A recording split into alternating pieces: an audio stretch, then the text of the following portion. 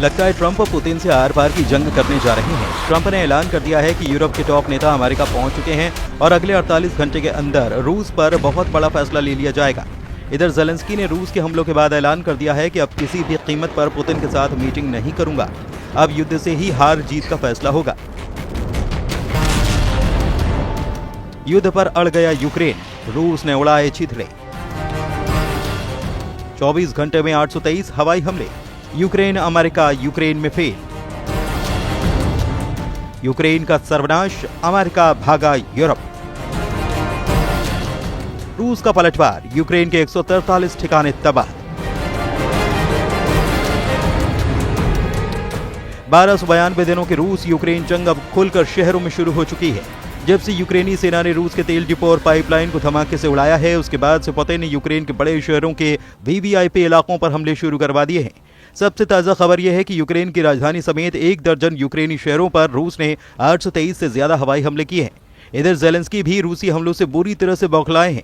Zelensky ने तो यहां तक ऐलान कर दिया है कि अब वो किसी भी कीमत पर रूस के राष्ट्रपति पुतिन से मीटिंग नहीं करेंगे। इधर अमेरिका के राष्ट्रपति डोनाल्ड ट्रंप ने दावा किया है कि रूस पर नए और बड़े प्रतिबंध लगाएंगे। ट्रंप ने यह भी खुलासा कर दिया है कि 8 सितंबर और 9 सितंबर को यूरोप के टॉप लीडर अमेरिका में आकर तय करेंगे कि रूस को यूक्रेन से कैसे बचाया जाए, पुतिन से कैसे निपटा जाए। 27% से ज्यादा यूक्रेनी इलाका रूसी सेना के कब्जे में आ चुका है। पूर्वी यूक्रेन का डॉनबास इलाका 90% रूसी कंट्रोल में जा चुका है।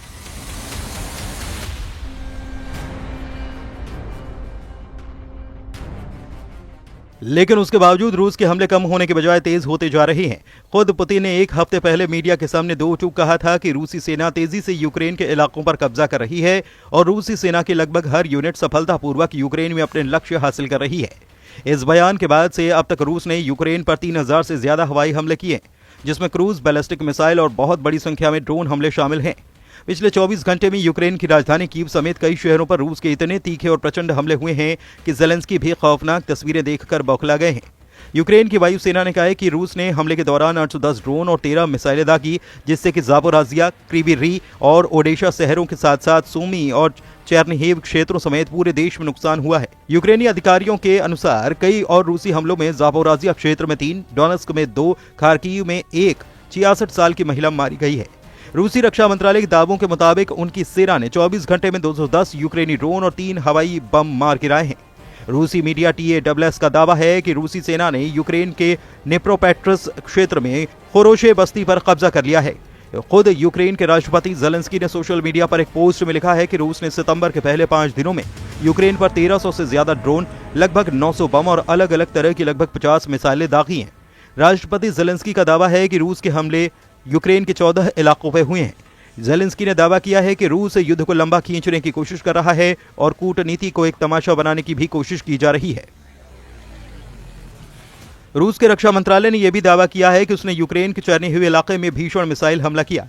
रूसी सेना का दावा है कि उसने इस्कंदर मिसाइल हमले से यूक्रेनी सेना को भीषण नुकसान पहुंचाया है।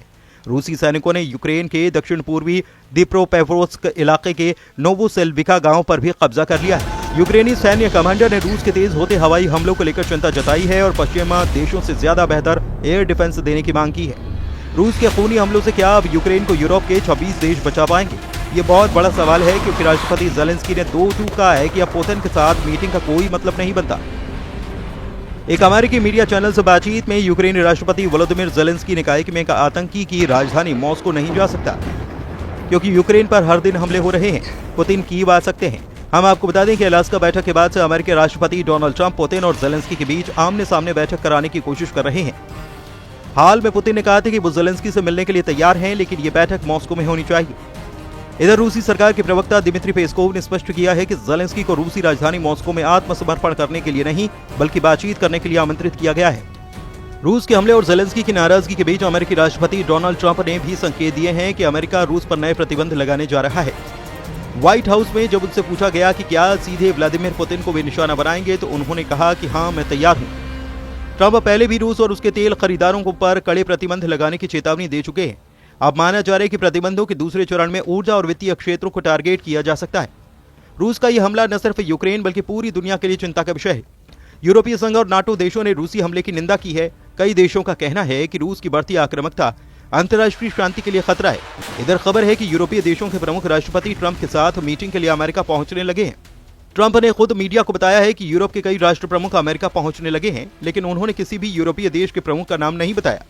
इधर नेटो के 32 देश भी अब रूस के खिलाफ बड़े युद्ध को लेकर हिम्मत जुटाते साफ नजर आ रहे हैं। इस वक्त फ्रांस, ब्रिटेन और जर्मनी ने रूस के खिलाफ खुलकर मोर्चा खोल दिया है। यूक्रेन के बहाने ये यूरोपीय देश किसी जंग को शुरुआत करने की वकालत कर रहे हैं, जिसे देखकर हैरानी होती है कि क्या वाकई में यूरोप रूस के खिलाफ सीधी जंग कर सकता है। जरा जर्मनी के ऑपरेशन डॉयचलैंड को जान लीजिए, जिसे रूस के खिलाफ युद्ध की शुरुआत माना भी जा रहा है।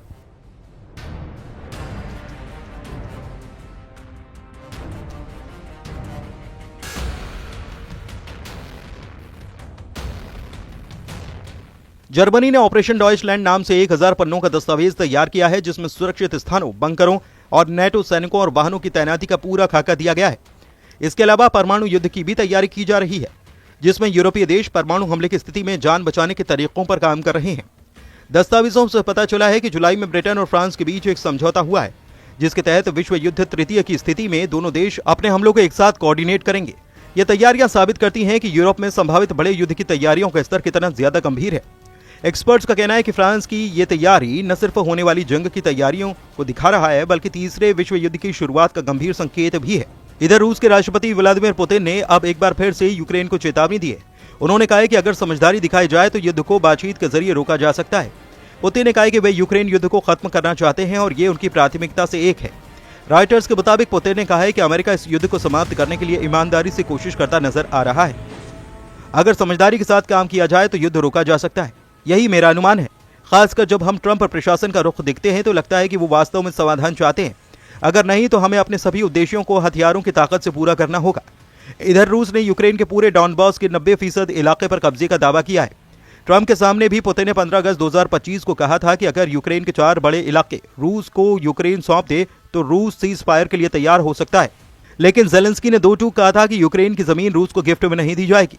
यूक्रेनी सेना भी चुन चुनकर रूस की तेल रिफाइनरी में भयंकर हमले कर रही है। तेल रिफाइनरियों से उठता हुआ धुआं साफ है कि यूक्रेन, अमेरिका और नेटो चाहते हैं कि अगर रूस के तेल रिफाइनरियों को तबाह कर दिया जाए तो रूस लाखों बैरल तेल रूस निर्यात नहीं कर पाएगा और जंग रोकने के लिए मजबूर हो जाएगा। रूस पर यूक्रेन के ताजा हमलों से साफ पता चलता है कि यूक्रेन लंबी जंग के लिए खुद को तैयार कर रहा है। लेकिन इधर रूस ने भी पूर्वी यूक्रेन के साथ साथ पश्चिमी यूक्रेन पर बेहद आक्रामक हमले किए हैं, जिसकी वजह से यूक्रेन से लेकर यूरोप तक खौफ फैल चुका है।